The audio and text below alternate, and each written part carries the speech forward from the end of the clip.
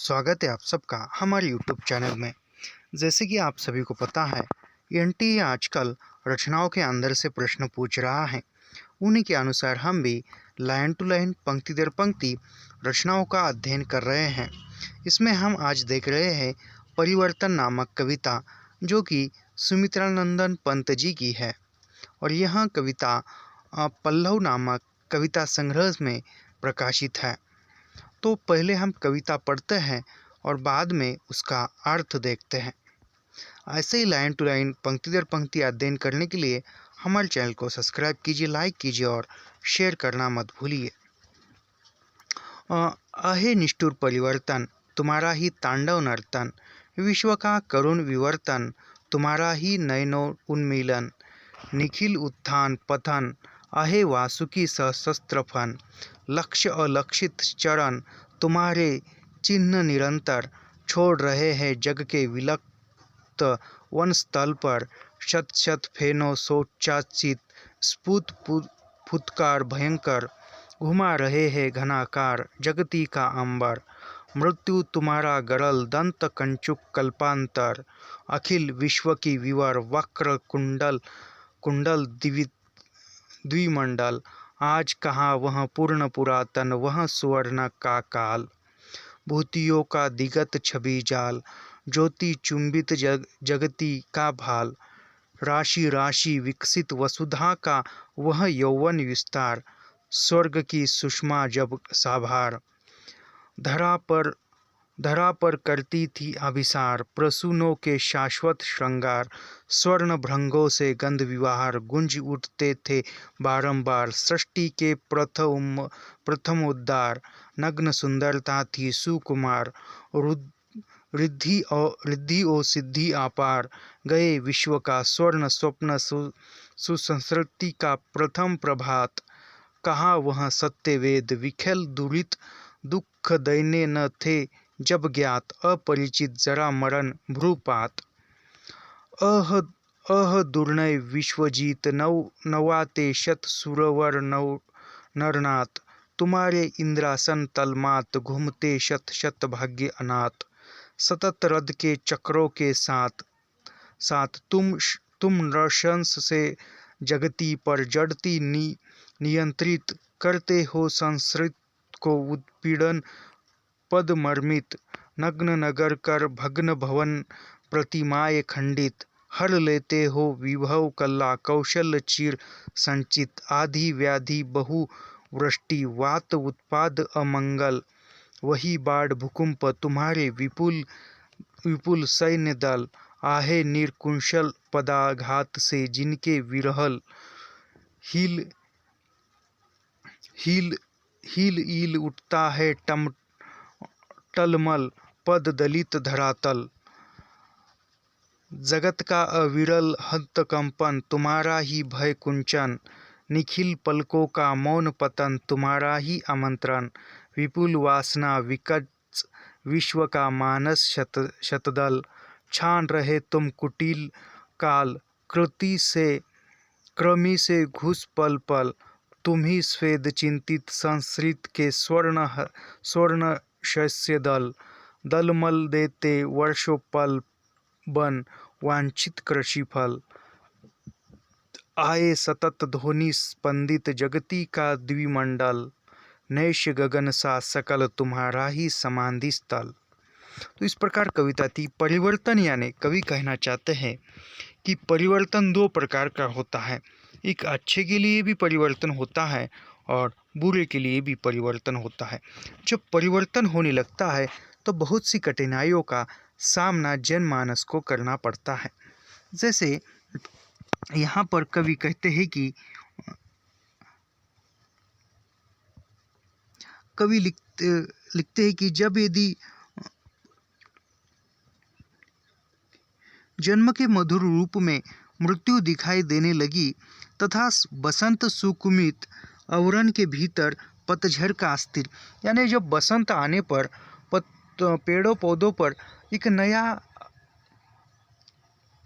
नए पेड़ पौधे नए पत्ते अंकुरित होते हैं तब वो उसको पुराने पत्तों को झड़ना पड़ता है, तब वो नए पत्ते आते हैं। लेकिन उस पेड़ को, उस पत्तों को कितना दुख यातना सहनी पड़ती है, यही कवि कहना चाहते हैं। ऐसे ही देखते हैं हम इसका अर्थ। सुमित्रानंदन पंत जी कहते हैं कि अरे निष्ठुर, अर्थात परिवर्तन संसार में चारों ओर तुम ही तांडव रूपी नृत्य करते फिर रहे हो। यानी जो वो परिवर्तन जो हो रहा है उसको परिवर्तन हो रहा है, परिवर्तन को कवि एक निष्ठुर बताते हैं और कहते हैं कि तुम्हारा ही चारों ओर निष्ठुर यानी निर्दयी तांडव तुम ही कर रहे हो, तुम्हारा ही बोलबाला चारों ओर चारों दिशाओं में हो रहा है। संसार में तुम्हारी आंखों का खुलना ही इसके उत्थान पतन का कारण बनता है। यानी परिवर्तन यदि होता है तो किसी का उत्थान होता है तो किसी का पतन होता है। यानी कोई उभर कर ऊपर उठता है तो कोई गिर कर नीचे जाता है। यानी कोई हारता है तो कोई जीतता है। यह परिवर्तन होने के बाद दिखाई देता है। जैसे कि कहा जाए तो यदि कोई शांति अशांति में परिवर्तित होती है तो लोगों के चेहरे पर जो सुख की अनुभूति होती है वह मिट जाती है, अशांति निर्माण होती है तब। लेकिन वहाँ उसके मन में जो शांति के भाव थे वह शांति के भाव तुरंत अशांति में बदल जाते हैं। तो यानी वह परिवर्तन होना है तो उसके अच्छे और बुरे दोनों लक्ष्य, दोनों पक्ष यहाँ पर कवि ने बताए हैं। जैसे कि संसार में तुम्हारी ही करुणा परिक्रमा कर रही है। कवि कहते हैं कि अरे हजार पन्नों वाले वासुकी नाग सुपी परिवर्तन तुम्हारे ही ज्ञात अज्ञात चरण इस संसार के विलक्षण वनस्थल पर लगातार अपना निशान छोड़ रहे हैं। यानी वहाँ जो भी परिवर्तन हो रहा है वहाँ सब कुछ जो किसी का मृत्यु हो रहा है, कितने लोग मर रहे हैं, जीवित हो रहे हैं, कितनों का सामना, अनेक समस्याओं का सामना करना पड़ रहा है, वहाँ सब किसके कारण हो रहा है? केवल और केवल परिवर्तन के कारण हो रहा है। समझो कोई परिवर्तन हुआ ही नहीं तो जीवन की कैसे आगे बढ़ सकता है? पर जीवन आगे बढ़ने के लिए या इंसान को उच्च स्तर पर जाने के लिए परिवर्तन होना आवश्यक है और परिवर्तन होना ही चाहिए। और उस परिवर्तन के साथ जो जनमानस को खुद को उसमें समेल कर आगे बढ़ना चाहिए, ऐसा चाहिए। मगर परिवर्तन होते समय कुछ हानि होती है या कुछ अच्छाई भी होती है। इसके आगे कवि कहते हैं कि ज्ञात अज्ञात चरण, यानी जितने भी हमने सोचा है वह भी होता है और जो न सोचा है वह भी होके ही रहता है। ऐसा परिवर्तन का नियम है। यानी परिवर्तन यदि प्राकृतिक परिवर्तन हो रहा है तो वह प्राकृतिक परिवर्तन जब भी होगा तो उसके पूरे दोष दिखाई देने लगते हैं। दोष भी है और अच्छे के लिए भी है। जैसे कि धूप के मौसम में अचानक एक भारी वर्षा होना, यह पूरा नुकसानदायक ही वर्षा हो सकती है। ऐसे यहाँ पर दिखाया गया है। जैसे धरा पर करती थी अभिसार, प्रसूनु में श्वासोश्वास श्रृंगार, उस प्रकार की यह सब कुछ दिखाई देता है। आगे कवि कहते हैं कि सैकड़ों फनों से युक्त भयंकर फुंकार से ही यह घनाकार पृथ्वी आकाश घूम रहा है। यानी यदि परिवर्तन हो रहा है या भूकंप हो रहा है तो यह जो सृष्टि है, यह सृष्टि एक नाग की तरह घूम रही है। एक नाग जिस प्रकार अपने फन मारता है उसी प्रकार धरा की जो ये है वह सब कुछ घूमती जा रही है।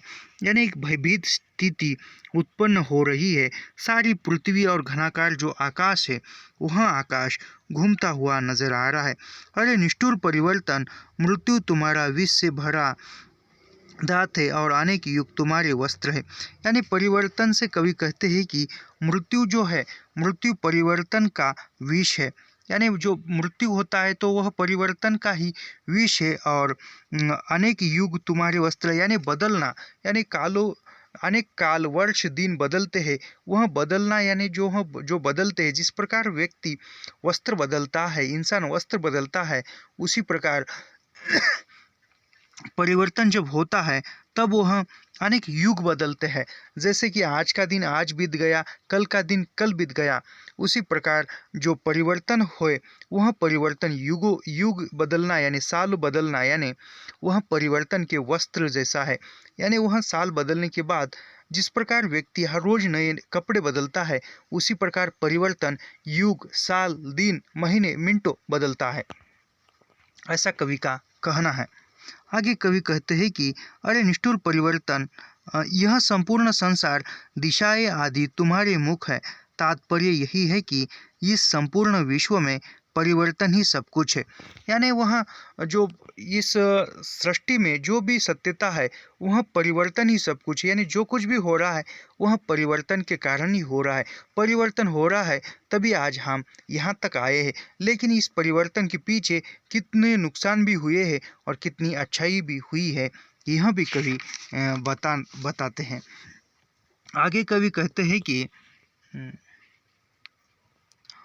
आहे दर्जत विश्वजीत नवनाद नवाते शत सुवर अनाथ अतराल। यहाँ तक कवि कहते हैं कि इस पंक्तियों में पंत जी कहते हैं कि दुर्दैव विश्व को जीतने वाले परिवर्तन तुम पर कोई विजय प्राप्त नहीं कर सकता। यानी परिवर्तन जो है वह एक प्राकृतिक नियम है। यानी प्रकृति द्वारा परिवर्तन होता है तो वह किसी के बस में नहीं है कि उस परिवर्तन को कंट्रोल करना रोकना। वह सब पर भारी हो सकता है या भारी पड़ता है, ऐसा कवि कहते हैं। तुम्हारे सामने सैकड़ों देवता और राजा शीश नवाते हैं। यानी जब परिवर्तन होता है तो उसके आगे किसी की न चलती है। न जाने कितने बड़े बड़े राजा जो है, बड़े बड़े नवाब जो है वह झुक जाते हैं, वह खुद को परिवर्तन के हवाले करते हैं, ऐसा कवि कहता है। आगे कवि कहते हैं कि तुम्हारे सामने इंद्र का आसन भी कुछ नहीं है। यानी इंद्र जो है, इंद्र का आसन भी परिवर्तन के सामने कुछ भी नहीं है। वह भी परिवर्तन जब होता है तो इंद्र जैसा बलाढ्य शक्तिशाली भी झुक जाता है, ऐसा कवि कहते हैं। सैकड़ों भाग्यशाली सरल रथ के चक्रों के साथ घूमते हुए तुम निर्दयी और अत्याचारी बनकर पृथ्वी पर अनियंत्रित रूप से चढ़ जाते हो और पूरे संसार को उत्पीड़ित करते रहते हो। यानी परिवर्तन किस प्रकार होता है, जिस प्रकार रथ का पहिया घूमता रहता है, जिस प्रकार जब तक रथ का पहिया घूमता रहता है चलता रहता है तब तक रथ आगे बढ़ता है, उसी प्रकार परिवर्तन जो है, परिवर्तन उस रथ के पहिए की तरह ये चलता है। और जब वो परिवर्तन तब वो पहिया चलता है और तो उसके नीचे न जाने कितने लोग कुचल जाते हैं, कितने का दहन होता है, तब भी परिवर्तन आगे बढ़ता ही बढ़ता रहता है, ऐसा कवि कहते हैं।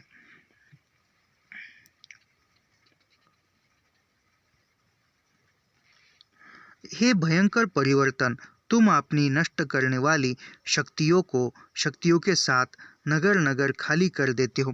यानी जब प्राकृतिक संकट आता है, प्राकृतिक परिवर्तन आता है, समझो कोई भूकंप हो रहा है, या कोई नैसर्गिक आपत्ति है, तो उसमें कुछ मिनटों में कुछ सेकंडों में न जाने कितने नगर, बड़े बड़े नगर जो है वह कुछ मिनटों में ध्वस्त हो जाते हैं, नष्ट हो जाते हैं।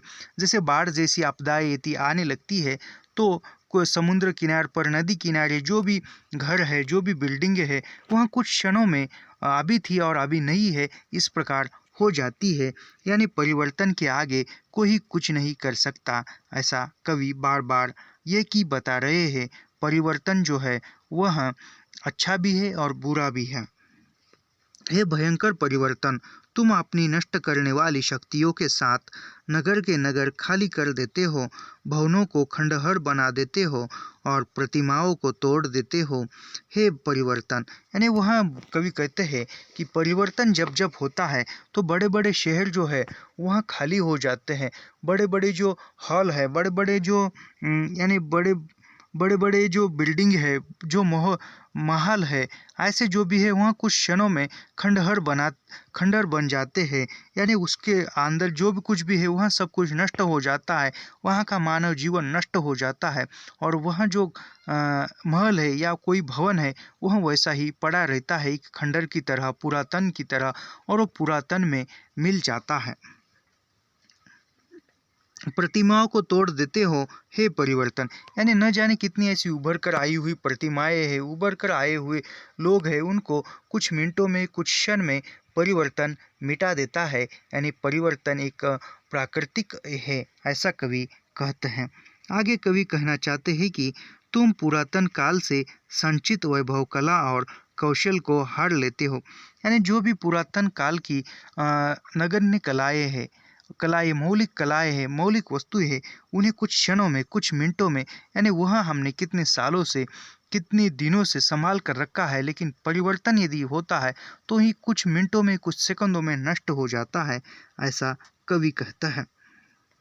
अधिक जैसे प्राकृतिक आपदाओं में अधिक वर्षा, वायु उत्पादन, अमंगल, अग्नि, बाढ़, भूकंप आदि तुम्हारे ही बहुत सैन्य दल है।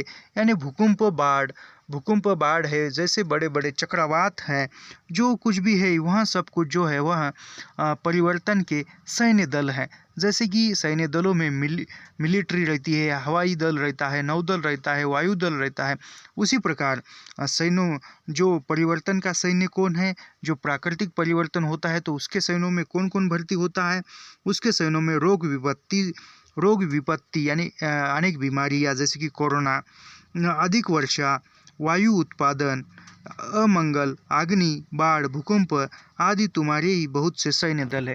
यानी कभी कहते हैं कि जो भी प्राकृतिक आपदा है, बाढ़ है, भूकंप है, जैसे रोग बीमारियां है, उस प्रकार के जो आपदाएं है वह परिवर्तन के ही सैन्य है। यानी उसके अंदर ही परिवर्तन होता है, और परिवर्तन के जो सैन्य है यह सब कुछ है अभी जो मैंने बताए। ऐसा प्रश्न पूछा जाता है कि परिवर्तन कविता में परिवर्तन के सैन्य कौन कौन से हैं। तो यह बात याद रखिए कि परिवर्तन के सैन्य रोग विपत्ति, अधिक वर्षा, वायु उत्पादन, अमंगल, अग्नि, बाढ़, भूकंप आदि तुम्हारे बहुत से सैन्य दल है। यानी ऐसे बहुत से जो है वह सैन्य दल परिवर्तन के हैं, ऐसा पंत जी कहते हैं।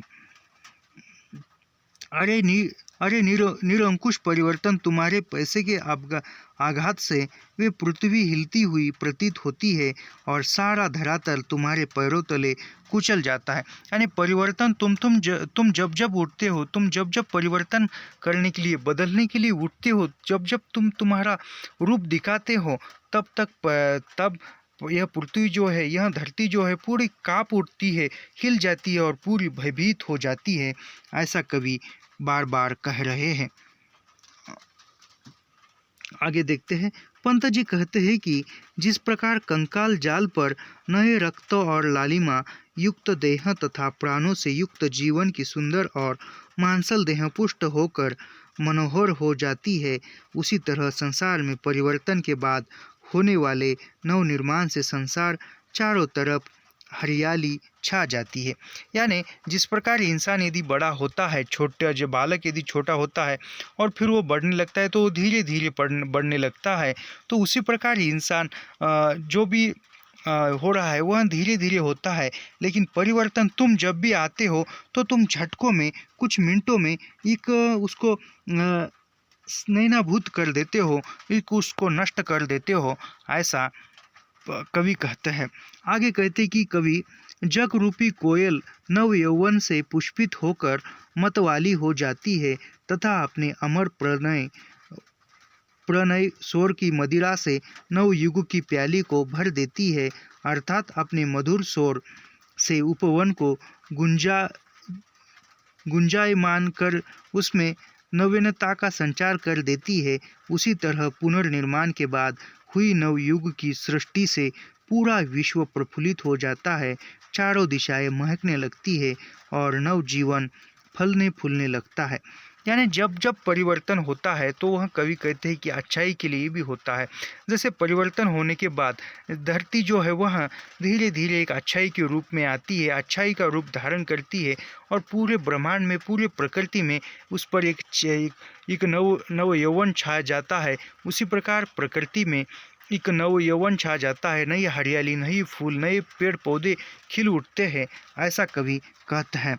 पढ़ते हैं एक बार फिर से कविता अंत, प्रारंभ से लेकर अंत तक।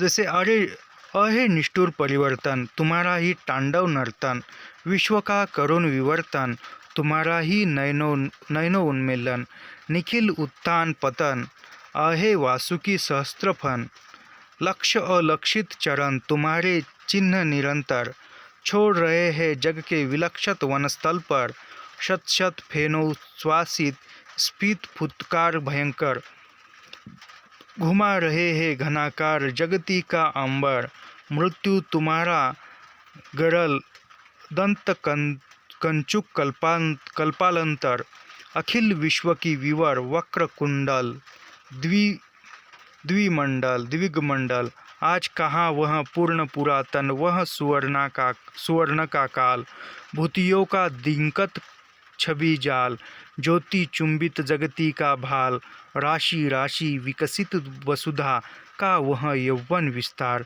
स्वर्ग की सुषमा जब साभार, धरा पर करती थी अभिसार, प्रसूनों के शाश्वत श्रृंगार, स्वर्ण भृंगों के कंद विवार, गूंज उठते थे बारंबार सृष्टि के प्रथम उद्धार, नग्न सुंदरता थी सुकुमार, रिद्धि ओ सिद्धि अपार, अपने विश्व का स्वर्ण स्वप्न संस्कृत का प्रथम प्रभात, कहाँ वह सत्य वेद विख्यात, दुरित दुख दैन्य न थे जब जिज्ञात, अपरिचित जरा मरण भ्रूणपात, अह दुर्वेद विश्वजीत, नौवाते शत सुरवर नरनाथ, तुम्हारे इंद्रासन तलमात, घूमते शत शत भाग्य अनाथ, सतत रथ के चक्रों के साथ, तुम नरशस से जगती पर चढ़ अभियंत्रित करते हो संस्कृति को उत्पीड़ित, पद मर्दित नग्न नगर पर भग्न भवन